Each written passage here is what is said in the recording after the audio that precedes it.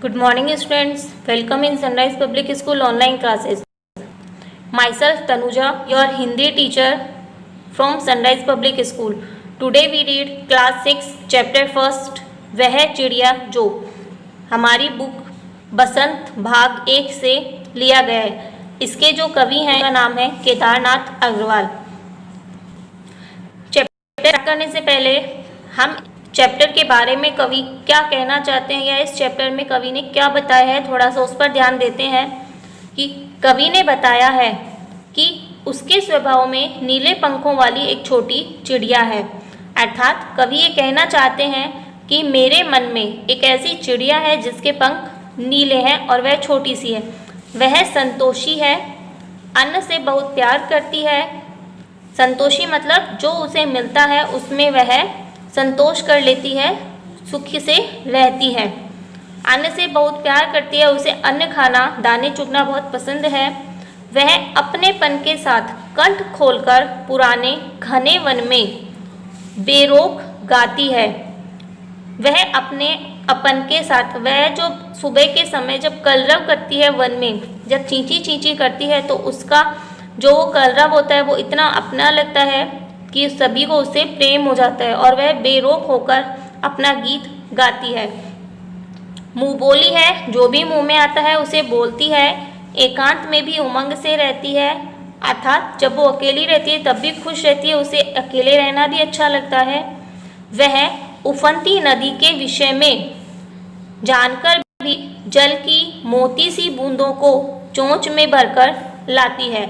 अर्थात वह उफनती नदी के विषय में, मतलब कहने का अर्थ यह है कि जब नदी अपने उफान पर होती है, नदी की लहरें ऊंची उठ रही होती है, यह वो जानती है, देखती है कि अगर मैं इस पानी में जाऊंगी, इस नदी में जाऊंगी तो मैं इस नदी में बह सकती हूँ। उसके बाद भी उसमें इतनी हिम्मत है, उसमें साहस है कि उस उफनती हुई नदी में जाकर वो एक चुप बूंद पानी की अपनी चोंच में लेकर आती है।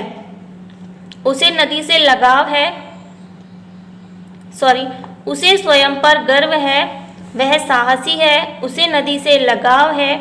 कवि ने अपने भीतर की कल्पित चिड़िया के माध्यम से मनुष्य के महत्वपूर्ण गुणों को उजागर किया है।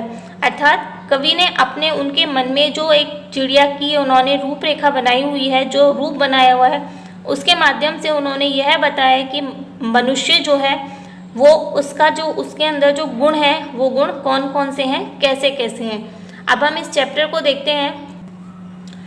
चैप्टर है वह चिड़िया जो चोंच मारकर दूध भरे जुंडी के दाने रुचि से रस से खा लेती है। वह चिड़िया जो कि कवि के मन में उन्होंने बनाई हुई है, चोंच मारकर अपनी चोंच से दूध भरे जुंडी के दाने, जो दाने वो खाती है, रुचि से रस से खा लेती है। दूध से भरे हुए जिन दानों को वो खा लेती है, अपने चोंच में भरती है, उन दानों को बहुत ही खुश होकर, बहुत ही संतोष के साथ खाती है और अब खुश हो जाती है। वह छोटी संतोषी चिड़िया नीले पंखों वाली मैं हूँ, मुझे अन्न से बहुत प्यार है। कवि कहते हैं कि वह जो चिड़िया है छोटी सी है, वह संतोषी है, अर्थात जो उसे मिलता है उसमें वह संतोष कर लेती है, सुख से रहती है। नीले पंखों वाली मैं हूँ, मैं चिड़िया जो हूँ, जो कि कवि के मन में हूँ, वह मेरे पंख नीले हैं और मुझे अन्न से बहुत प्यार है, मुझे अन्न खाना बहुत अच्छा लगता है।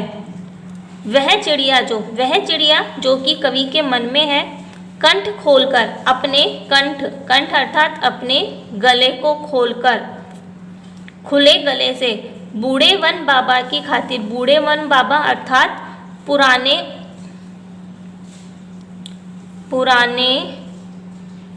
घने वन, बूढ़े वन बाबा की खातिर रस उंडेलकर गा लेती है। अपने कंठ को खोलकर बूढ़े वन बाबा की खातिर, यानी कि जब चिड़िया का मन करता है कलरव करने का, गीत गाने का, उस समय वो एकांत में बूढ़े वन, एक वन में, पुराने घने वन में जाकर अपने गले को खोलकर ऊंची आवाज में एक मीठा सा गीत गाती है, मीठी सी आवाज़ करती है। वह छोटी मुँह बोली चिड़िया। कवि कहते हैं कि वह जो छोटी चिड़िया है वह कैसी है, मुँह बोली है, अर्थात जब उसका मन करता है गाने का तब वह गीत गाती है। नीले पंखों वाली मैं हूँ, मेरे पंख नीले हैं, मुझे विजन से बहुत प्यार है। यहाँ विजन का अर्थ होता है एकांत। विजन का अर्थ होता है यहाँ एकांत।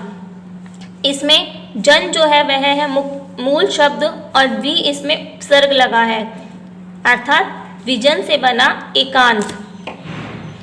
कहने का अर्थ है कि मुझे विजन से बहुत प्यार है। कवि कहते हैं जो ये नीले पंखों वाली चिड़िया है, इस चिड़िया को एकांत में रहने से बहुत प्रेम है। यह चिड़िया एकांत रहना पसंद करती है। नेक्स्ट, वह चिड़िया वो चिड़िया जो कवि के मन में है, चोंच मारकर, अपनी चोंच को मारकर, अपनी चोंच में चढ़ी नदी का दिल टटोलकर। चढ़ी नदी का अर्थ होता है यहाँ पर जब नदी की लहरें उफान पर होती हैं, नदी उफान पर होती है, अर्थात नदी की जब लहरें बहुत ही ऊपर नीचे होती रहती हैं, उसे हम कहते हैं चढ़ी नदी।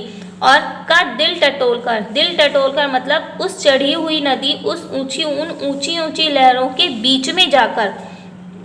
जल का मोती का अर्थ है यहाँ पानी की बूंद ले आती है, अर्थात चिड़िया को ये मालूम है कि अगर मैं इस चढ़ी हुई नदी में जाऊंगी, मैं इन ऊंची लहरों के बीच जाऊंगी तो मैं इन लहरों में फंसकर अपने प्राण भी गंवा सकती हूँ, किंतु उसके बाद भी वह हिम्मत करके उस नदी में जाती है और वहाँ से एक जल की बूंद को अपनी चोंच में भरकर ले आती है। वह छोटी गर्वीली चिड़िया, गर्वीली का अर्थ है यहाँ पर गर्व करती है। उस चिड़िया को अपने ऊपर, स्वयं के ऊपर गर्व है। मैं नीले पंखों वाली हूँ, मेरे पंख नीले हैं, मुझे नदी से बहुत प्यार है, मैं नदी से बहुत प्रेम करती हूँ। स्टूडेंट्स, ये हमारा चैप्टर कंप्लीट हुआ है। हम इसके क्वेश्चन आंसर्स देखते हैं।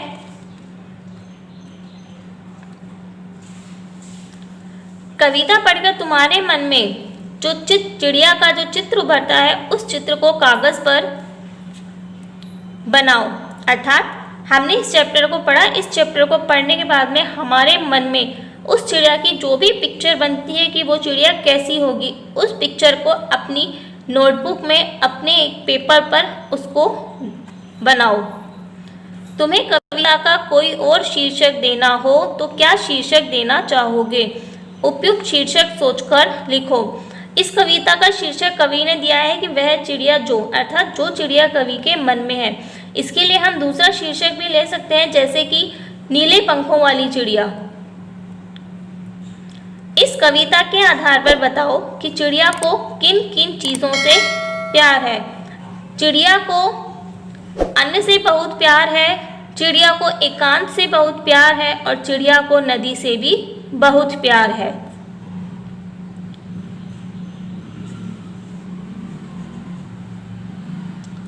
नेक्स्ट क्वेश्चन है, आशय स्पष्ट करो।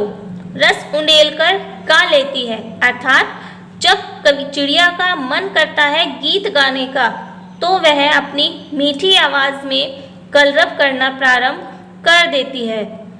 चढ़ी नदी का दिल टटोलकर जल का मोती ले आती है। चढ़ी नदी का अर्थ होता है उफान व आने, उफनती हुई नदी, अर्थात जब नदी की लहरें ऊपर नीचे होती हैं, बहुत ही ऊंचाई पर जाती हैं, तब भी वह उसके बीच में से जल की बूंद को अपनी चोंच में भरकर लेकर आती है। यह इन पंक्तियों का आशय है।